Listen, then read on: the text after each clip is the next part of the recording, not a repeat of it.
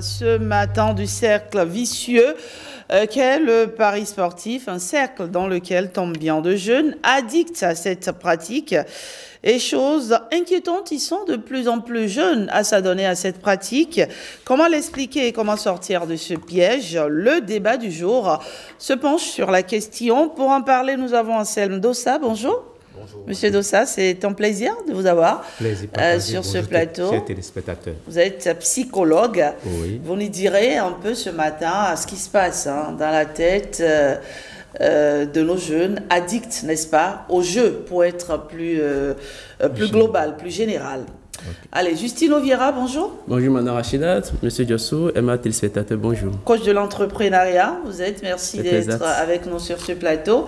Et Patrick Diosso, journaliste spécialiste des questions liées à l'éducation. Merci, Patrick Diosso. Alors, Monsieur Dossa.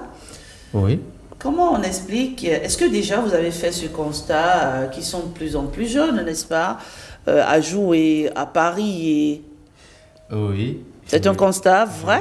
Je confirme que le constat est là. Oui. Et j'ajoute que ce ne sont pas seulement des jeux.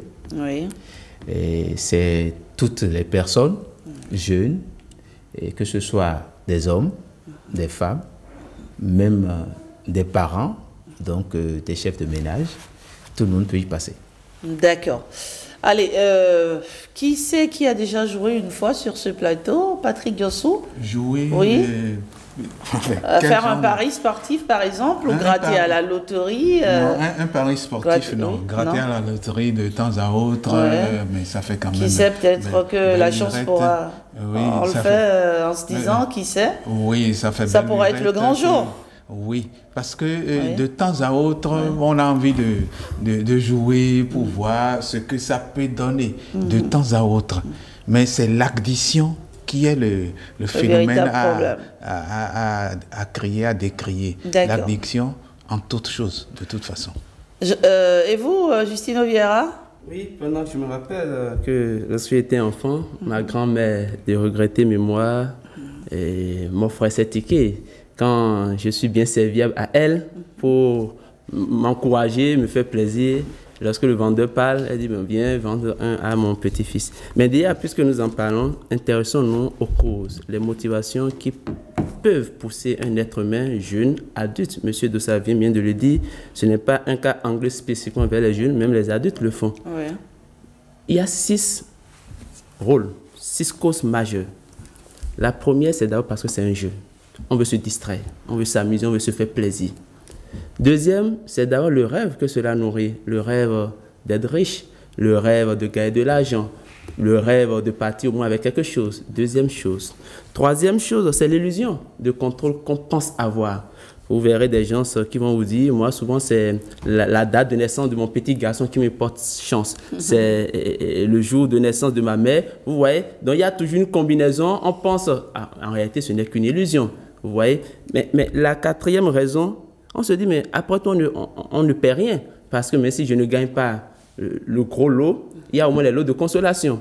Il y a au moins les lots de consolation. Au pire des cas, on me renouvelle un ticket. Donc, d'une manière ou d'une autre, on estime que l'investissement de 300, 500 000 francs est amorti d'une manière ou d'une autre. Je finirai lorsque j'aurai parlé de ce vouloir de gagner, se voir gagnant. Donc, il y a ce sentiment un peu de challenge.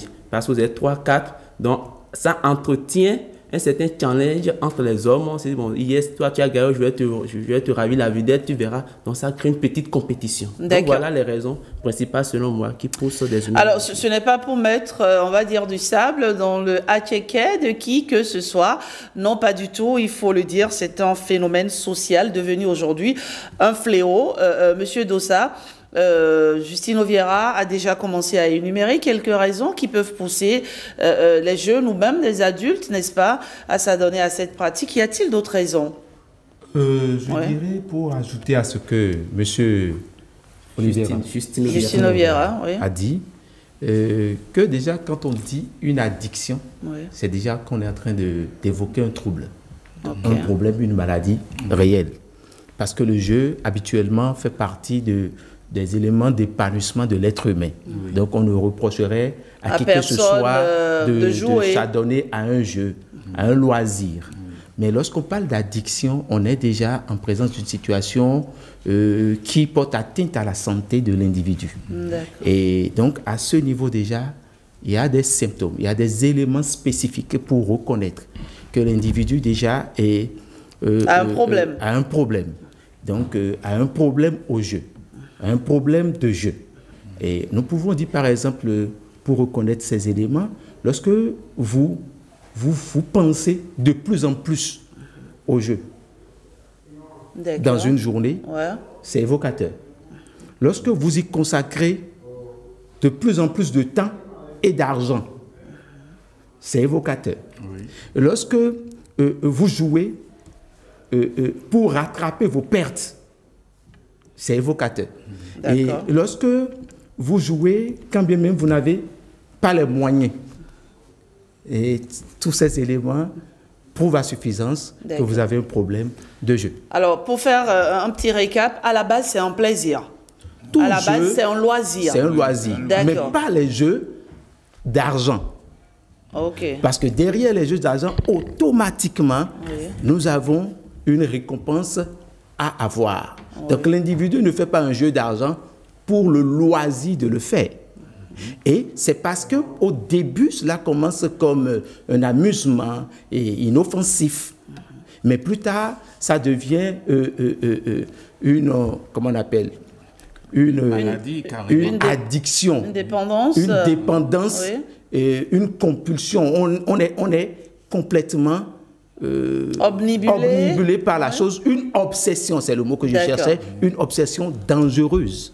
Ça devient plus tard une obsession dangereuse. Et nous verrons plus tard, si le temps le permet, les éléments qui dévoilent une addiction chez un individu. Comment on peut identifier, comment on peut détecter qu'on est passé, qu'on a franchi, on va dire, une certaine limite. Exactement. C'est bien ça. Exactement. Lorsqu'on perd le contrôle totalement.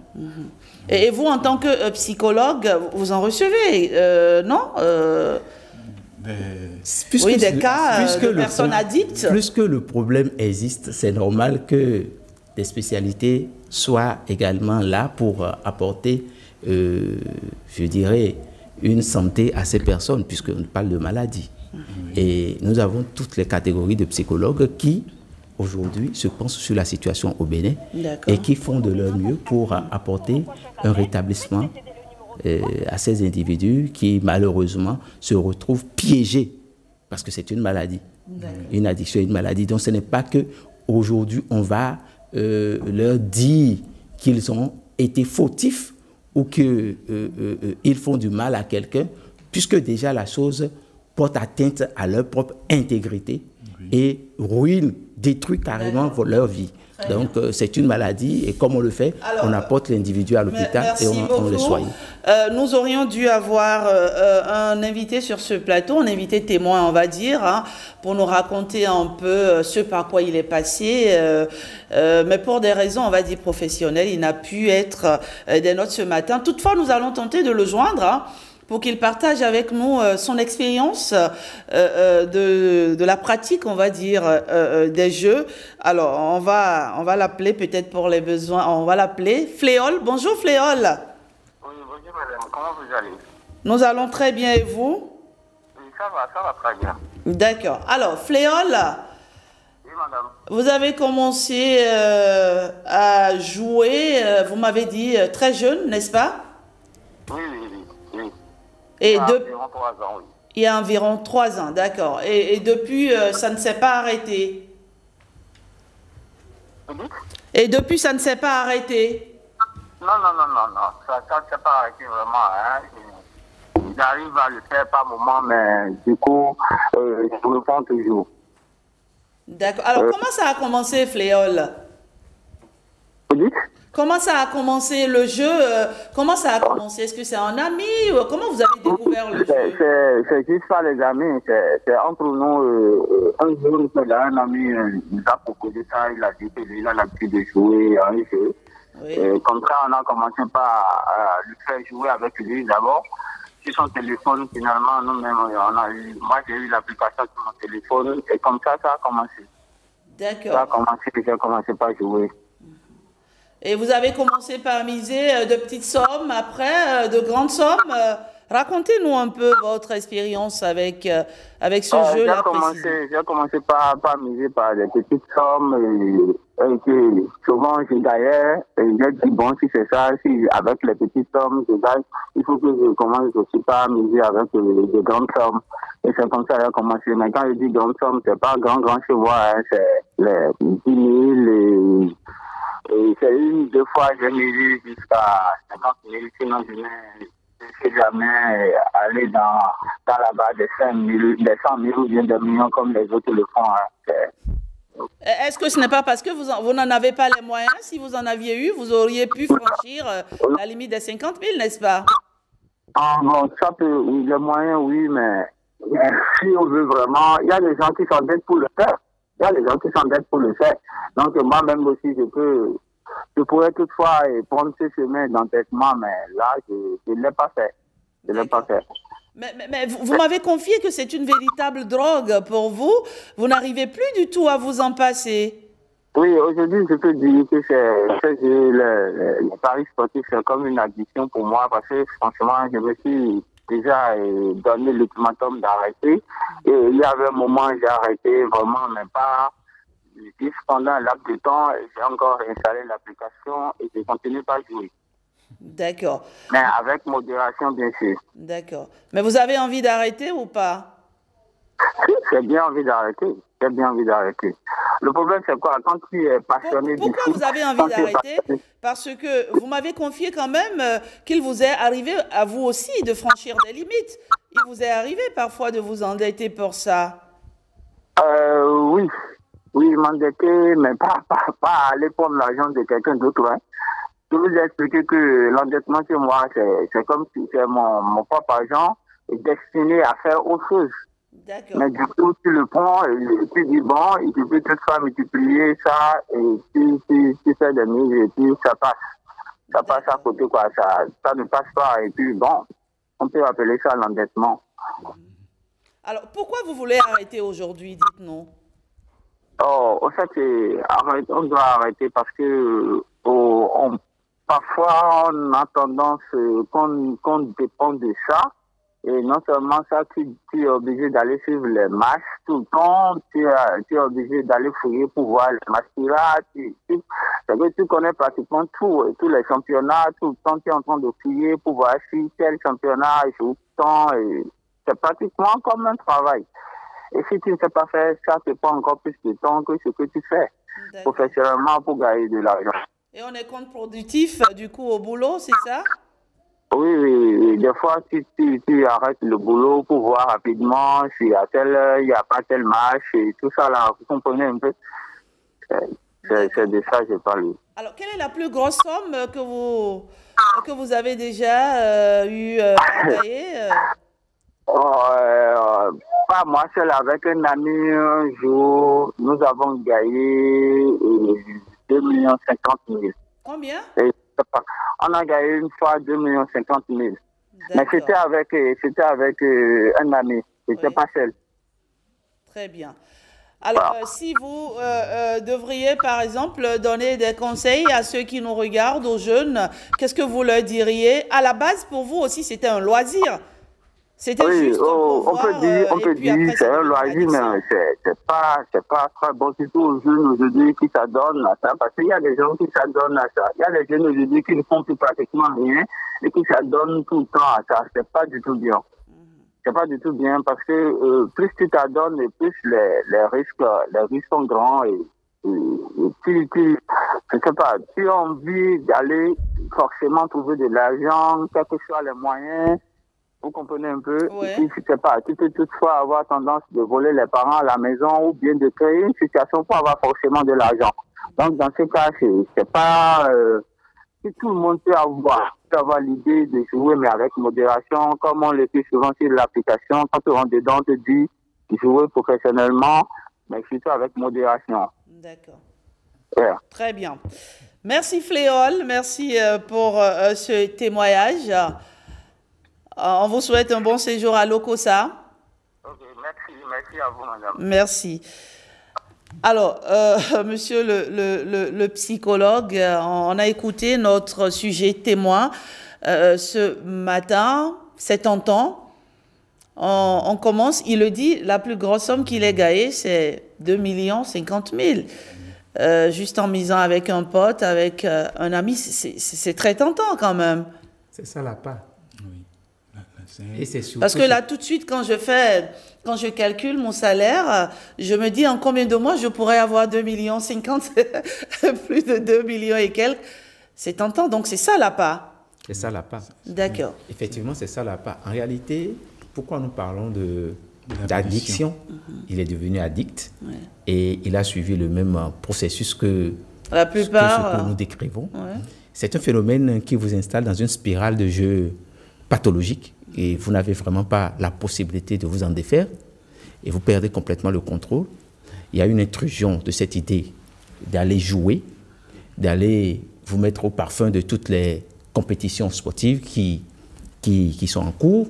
Et dès que vous franchissez ce pas d'avoir l'information, une autre intrusion dans votre esprit vous dit, maintenant que tu sais et tu connais tel club et vous avez des commandes internes au niveau du psychisme qui vous donnent maintenant encore la possibilité de faire un autre pas et de pas en pas, vous passez à l'action et in fine, vous regrettez d'avoir perdu toute la journée à le faire. Donc, ce n'est qu'un pas. Et il y a également un dérèglement au niveau du système cérébral. Et donc des neurotransmetteurs qui permettent à l'individu d'avoir une récompense, une sorte de récompense cérébrale. Et ce sont ces neurotransmetteurs de plaisir, du bien-être que les individus recherchent chaque fois. Et c'est ça qui crée l'addiction. On prend par exemple le cas de l'endomorphine et qui est l'hormone de bien-être et de plaisir. Et donc, vous voyez tous ceux qui sont amateurs du football, par exemple, ça se secrète chez ces personnes. Et donc, vous êtes tranquille, mais vous avez envie de revivre cette même joie, l'euphorie, et ça vous plonge à rechercher la chaîne sur laquelle on diffuse un match ou autre compétition sportive. Donc, voyez un peu la dépendance. Et je vais encore un peu plus loin pour dire que lorsque nous évoquons cette addiction, je vous assure tout, les proches s'épuisent en cherchant à conseiller ces individus. Ne le faites jamais. Ah oui? Ne le faites jamais. Vous n'êtes pas professionnel. Vous allez... Ils ont besoin d'aide. Ils ont besoin d'aide. Conduisez-les plutôt vers des structures ou vers des personnes compétentes, des spécialistes qui vont vous permettre d'aider cette personne qui est maintenant dans l'addiction. Parce que ce qui se passe est très grave. Et vous n'avez pas idée. C'est-à-dire, cette hormone va jusqu'à vous faire oublier les pertes. Donc, les moments difficiles, ça se comporte comme, comment on appelle, des antalgiques. D'accord. Donc, ça efface complètement la douleur des pertes et ça ne laisse que dans vos mémoires le souvenir des gains.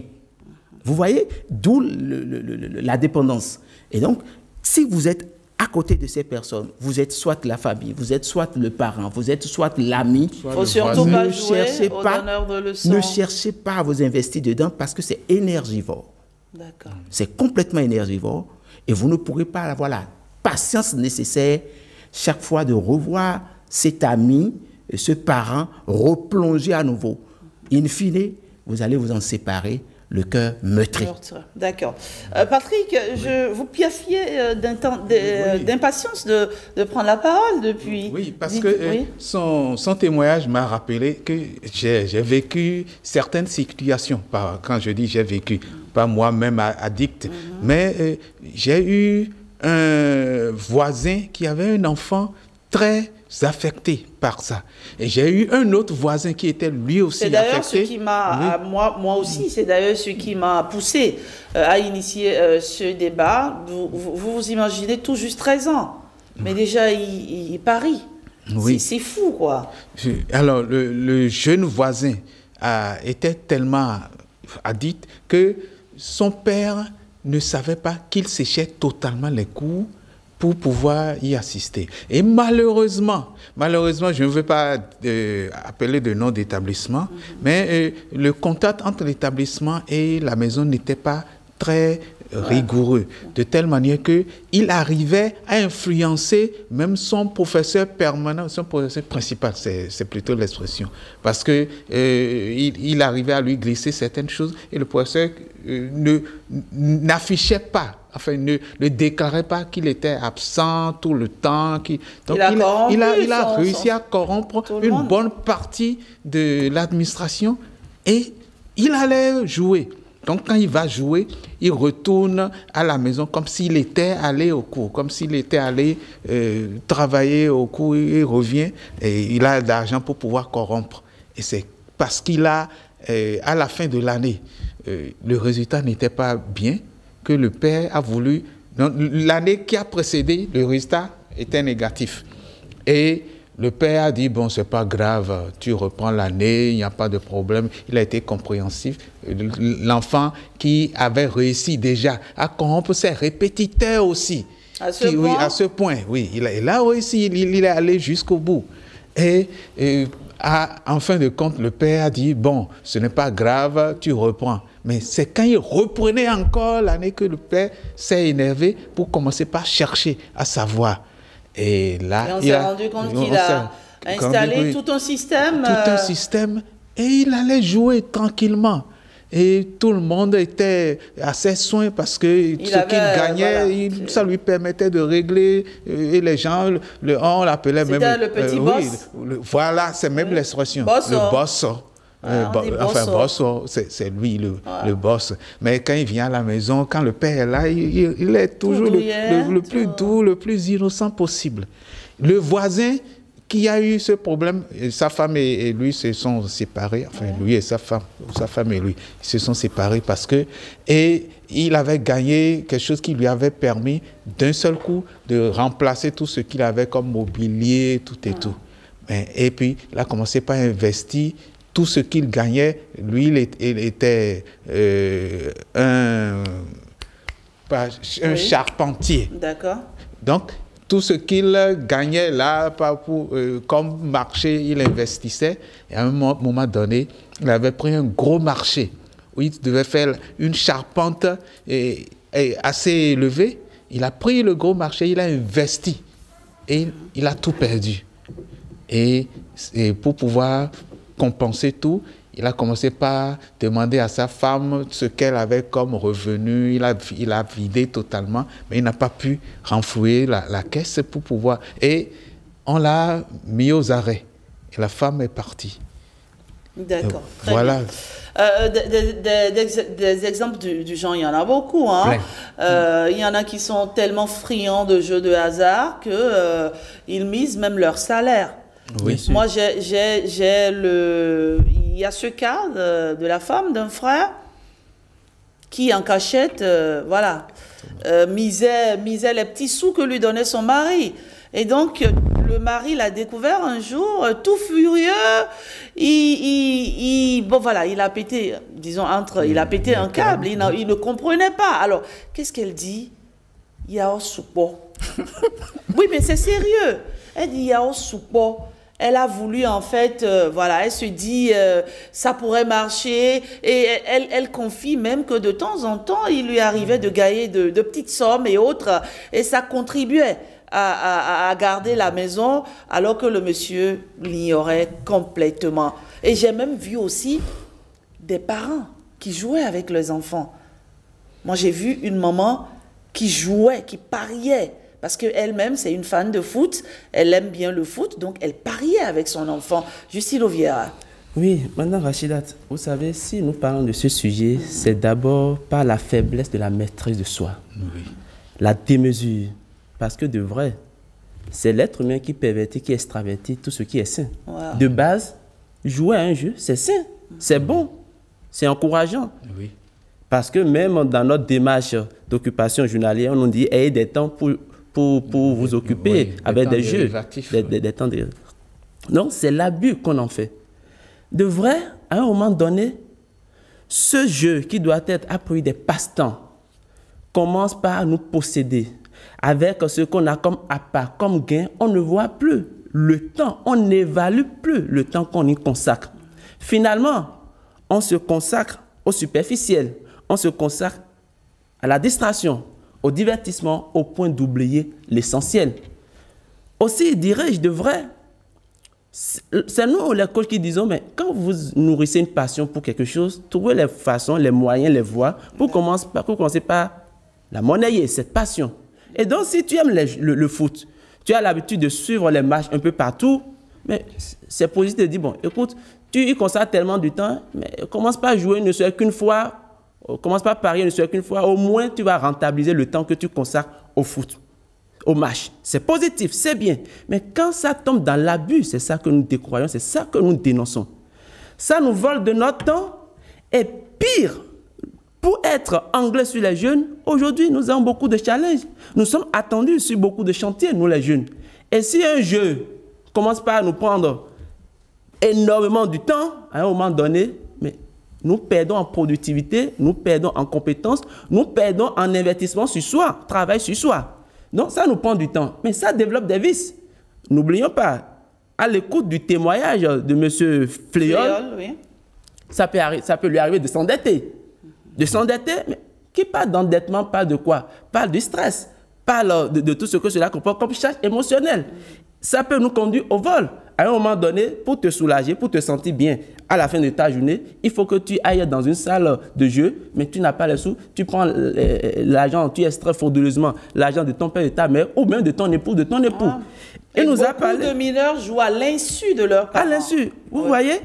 Mais finalement, il a assez bien dit, cela devient comme un travail. Parce que ça vous occupe en temps, vous espérez un revenu. Mais M. Dossa parlait d'appât, et effectivement, ce n'est qu'un appât. Lorsque M. Fléol dit que par chance, il a eu à gagner au moins 2,50 millions une fois, mais certains vont jusqu'à 5 millions, 10 millions. Mais pourquoi, malgré ces revenus, malgré ces lots qu'ils gagnent, mais dans leur quotidien, on ne voit pas le changement? Ce qu'ils ignorent, tout revenu obtenu magiquement disparaît aussi magiquement. Est-ce que c'est vraiment magiquement Oui, mais nous parlons de jeu de hasard. Ce que tu gagnes de façon hasardeuse, un jour, tu vas perdre ça de façon hasardeuse également. Parce que l'esprit n'est pas prêt, n'est pas préparé pour recevoir 2 millions.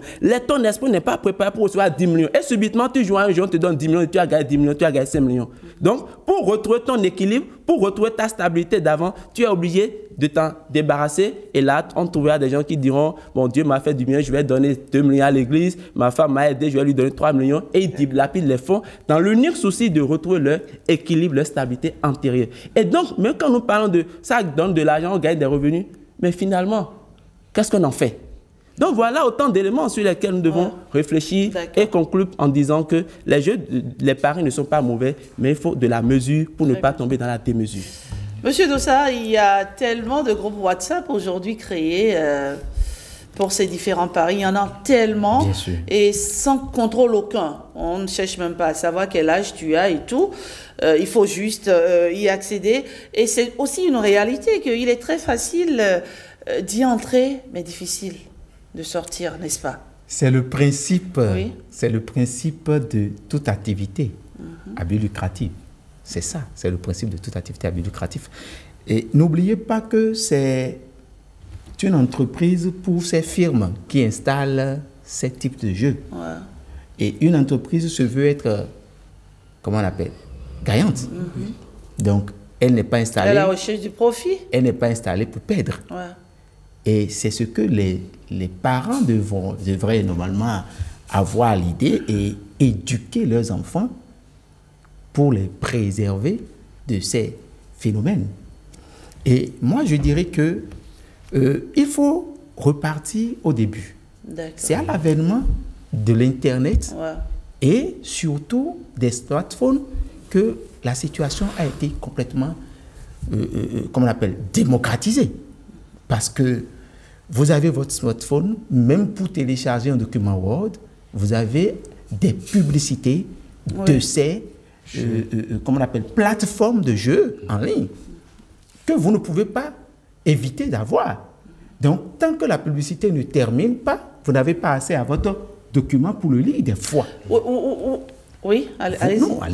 Mais il m'arrive aussi de tomber sur ces différentes applications. Alors, pourquoi moi je ne clique pas là-dessus? Pourquoi je ne l'installe pas? Mais lui, par exemple, il le fait. J'en viens. Donc, c'est juste pour dire, aujourd'hui, la chose a été démocratisée. Donc, même si le parent a dormi à la maison, s'est levé, est parti au service, son enfant qui a un smartphone reçoit cette application. Et donc, s'il a des prédispositions, c'est la deuxième partie. D'accord. S'il a des prédispositions, il y a des facteurs de risque à son niveau, facilement, lui, il passera à l'action. C'est quoi ces prédispositions? Il y en a plein. Ouais. Il y en a plein. Il y a les vides affectifs. Et donc, l'individu qui se sent complètement seul et qui ne se sent pas aimé par ses parents, peut dire, bon, pour me détendre. Je comble le vide. Et du moment où ça produit des hormones de plaisir et de bien-être, c'est ça qui crée l'addiction. Donc l'individu ne s'en rend pas compte de ce qui s'opère à l'intérieur de lui. La neurochimie l'a expliqué. La neuropsychologie également l'a expliqué. Plusieurs études ont donné les éléments de la biochimie qui s'opère en l'individu qui est en mouvement dans ce sens. Donc, il y a plusieurs facteurs. Il y a le suivisme, toujours lié au problème psychoaffectif. On veut faire comme... Donc, on a des copains et on a un copain qui est soit le leader du groupe et qui a cette tendance à influencer tout le groupe. On veut lui ressembler.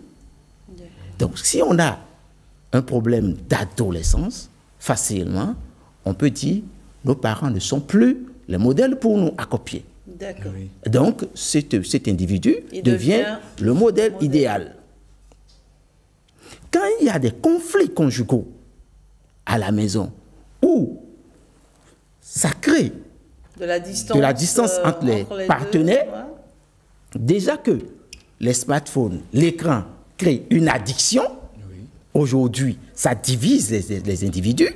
Au lieu de nous mettre en société, en rester pour partager la chaleur familiale, non. Vous allez dans une structure, en attente, vous verrez chacun sur son téléphone et on ne s'adresse même pas le bonjour. Oui, même pas le bonjour. On ne change même pas. Alors que peut-être celui qui est à côté peut être dans un secteur dont j'aurai besoin demain. Et j'ai eu l'opportunité de le croiser dans cette structure-là. Mais on est sur le téléphone. Donc, cette difficulté, ce conflit conjugal qui a divisé les partenaires, crée maintenant le vide. Et l'individu, sur son smartphone, va dire, je vais me distraire un tout petit peu. Et quand on dit, il y a tellement de choses, de prédispositions. Il y a aussi l'ambition. Avant d'aller à l'ambition, il y a ce qu'on appelle les problèmes au niveau de l'estime de soi.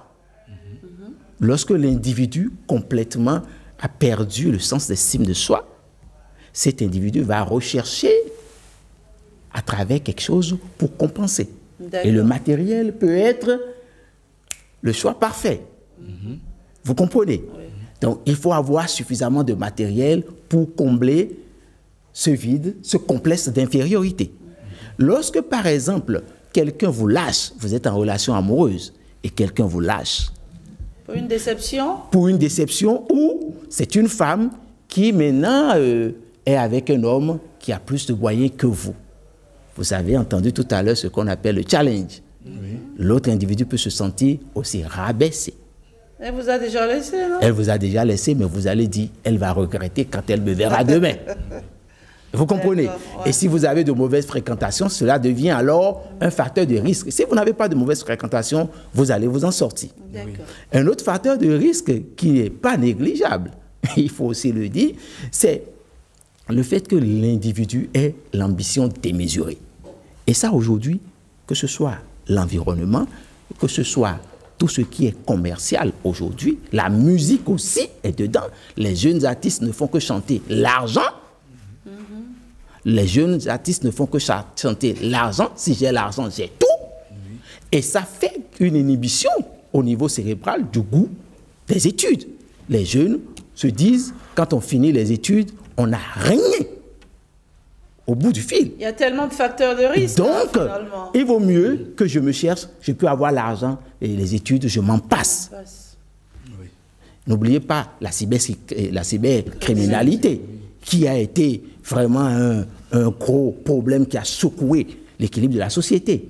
Donc, ça a complètement obnubilé les jeunes. Ça donne l'illusion totale.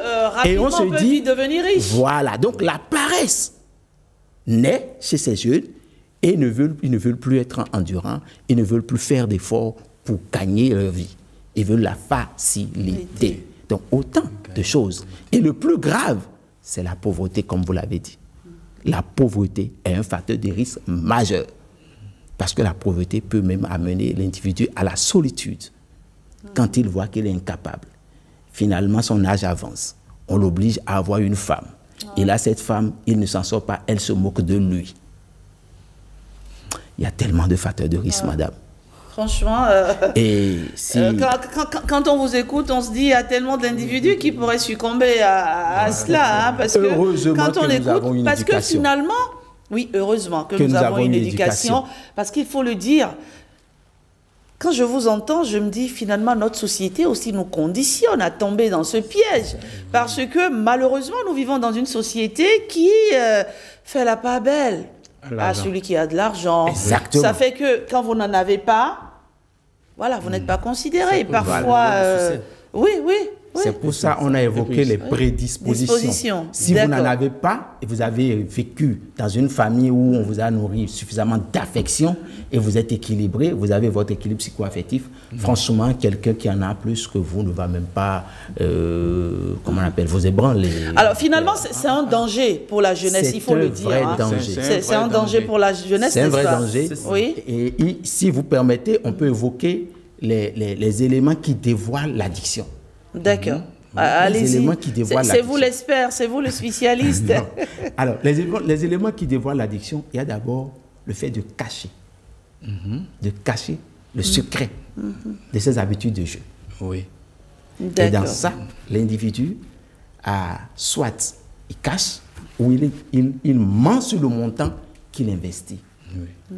Deuxièmement, il y a le fait que l'individu n'arrive plus à gérer ses habitudes de jeu. Oui. Et donc, il a perdu déjà le contrôle à ce niveau. Oui. Vous voyez, il n'a plus la possibilité.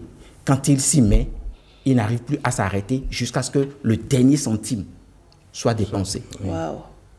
Vous voyez, donc il y a ça qui dévoile complètement que l'individu est addict. D'accord. Troisième élément, il y a le fait que l'individu, il joue quand bien même il n'a pas d'argent. Oui. Et donc, dans sa tête, il y a une forte envie incessante qui le pousse à aller s'endetter. Oui. S'endetter et s'endetter. Toujours cette illusion de... S'endetter. Je pourrais gagner. Non, sous l'influence maintenant hormonale qui lui dit, non, ce que tu as gagné la dernière fois, si tu te donnes davantage, tu vas davantage gagner. Oui. Et vu qu'il y avait déjà des facteurs de risque qui t'ont déjà fait mordre à la part, tu continues. Quatrième élément, et vous ne vous rendez pas compte, mais quand l'environnement immédiat commence par vous dire ce qui se passe n'est pas bon, le déni vous fait maintenir dans la dépendance, dans l'addiction. Ça devrait créer le déclic, non? Mais c'est là, à ce niveau, que la famille commence par chercher de l'aide. C'est à partir de ce moment qu'il faut chercher de l'aide. Cinquième élément, votre vie professionnelle passe au second plan. Ouais. Et vous devenez contre-productif. Oui, vous devenez contre-productif. Et des fois, vous êtes tenté même de prendre l'argent de la société pour aller investir, histoire de récupérer les pertes. Oui. Vous voyez? Et dans cette volonté de récupérer, on s'enlise. On s'enlise davantage. De plus en plus. On s'en bouffe complètement. Et ça, c'est sans contrôler, sans évoquer le stress, le niveau du stress qui est lié au height et tout le reste. Et dernièrement, qu'est-ce qui se passe à la fin qui vous installe dans la spirale? C'est que vous recherchez l'euphorie. L'euphorie que vous éprouvez quand vous êtes dans le jeu. Oui. Et là, vous êtes déconnecté de tout le monde. Même si on vous a aidé hier à régler la facture, la recherche de ce sentiment de l'euphorie qui était en vous poussera demain à dire non, je veux ressentir cette même sensation. Voilà les éléments qui dévoilent. C'est en tout cas très édifiant. C'est très édifiant. Donc, ce que nous entendons là, parce que nous savons diagnostiquer et nous mettons en même temps dans le processus pour aider la personne à se remettre. C'est dommage, c'est un piège infernal, c'est un cercle vicieux dans lequel il faut pas tomber, dans lequel il faut pas tomber. Patrick Giossou, quand on en... Oui, et on parlait d'éducation tout à l'heure, et cela m'a rappelé que parfois même, déjà à la maison, certaines petites habitudes vous poussent à aller vers ces jeux. Je me souviens du système de tombola. Exactement. Avec les petites... les ballons de baudruche ou... Enfin, c'est un petit système où on gratte. Non, on écrit d'abord les noms. Sur ça, on paie. Puis la personne qui fait la tombola fait le tour des maisons, des paquets de maisons et revient après pour donner le résultat. Il y a certaines dames qui se sont habituées à cela et qui ont donné cette habitude à leurs enfants. Et donc, quand ces enfants se retrouvent en situation de is-bet ou de is... enfin, de jeu, tout ce qui est jeu d'argent. Tout ce qui est jeu d'argent, facilement, ils y vont. Parce qu'ils sont déjà habitués dès la maison à voir ça. Et on réussit, on gagne de petites choses, on gagne de grandes choses, mais des pagnes, etc. Très bien. Donc, ces jeux, la tombola aussi, c'est un jeu qui peut pousser vers les jeux sportifs, vers les paris sportifs. Et ça, c'est un danger. Donc, il faut voir comment, déjà à partir de la maison, régler ce problème. Ne pas pousser les enfants à... Il faut montrer aux enfants que c'est à force de travailler qu'on gagne. Voilà, qu'on gagne, que c'est dans le travail qu'on a... voilà, qu'on a... oui, Justino? Non, j'aimerais juste, vous savez, en 2010, lorsqu'il y a eu le scandale financier, je ne vais pas rappeler le nom de ce scandale, ici, il y avait eu un ministre de la République qui est encore aux affaires, vous verrez certainement de qui je vais parler, qui dit que lui, il n'a jamais joué, il n'a jamais gratté un ticket, il n'a jamais joué à un jeu du hasard. Et vous voyez, ce scandale que nous avions eu il y a quelques années n'est que la conséquence du phénomène que nous dénonçons. Parce qu'il y a 3 éléments majeurs qu'il faut retenir. Le manque émotionnel, c'est ce que le psychologue appelait tout à l'heure le vide affectif. Donc, on se dit que là-bas, il y a un milieu social. Il y a des connaissances. Je retrouve des amis là-bas. Et si je découvre, je fais la rencontre d'un ami dans une salle de jeu, ça m'amène pour le revoir d'être toujours régulier. Sinon, on dit, ah, mais je ne te vois plus. Ah oui, c'est le boulot. Non, ça, c'est lié à le vide affectif. Mais il y a également le problème économique. Lorsque nous pensons que sur un an, on ne peut jamais gagner 2 50 000 et subitement, à la faveur d'un seul jeu, je gagne 2 50 000, mais dis donc, c'est tant en raison de plus pour continuer. Mais il faudrait qu'on garde en amont la lucidité suivant laquelle tout ce qu'on gagne de façon hasardeuse, on la perd toujours de façon hasardeuse. 1. 2. Il faut investir de sens ce que le doyen Jérôme Carlos Momentor appelait la notion d'effort. La notion d'effort. Ce que vous gagnez sans effort, il n'y a pas le soin. Il n'y a pas l'intérêt. D'accord. Et 3e chose, pour finir, c'est également l'éducation qu'on donne. Et vous ne l'avez pas fait, parce que ça ne rentre pas dans votre modèle de succès. Ça ne rentre pas dans votre modèle économique pour dire que je vais devenir riche. Donc, il faut d'abord également implémenter cette voie, cette dynamique. À son enfant, on dit, ça ne rentre pas dans notre modèle de succès.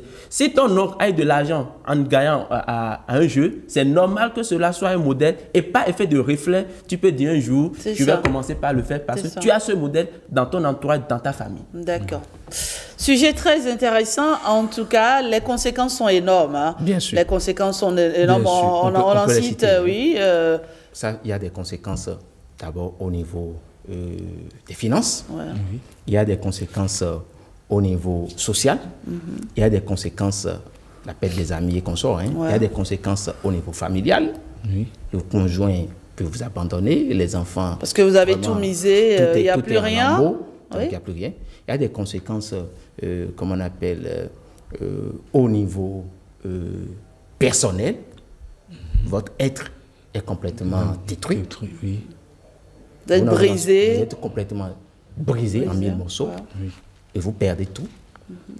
Et il y a des conséquences au plan professionnel. Si c'est un cas de vol, on va vous enfermer et vous devenez divorcé social et tout. Heureusement, j'ai envie de dire, heureusement qu'il y a des spécialistes, heureusement.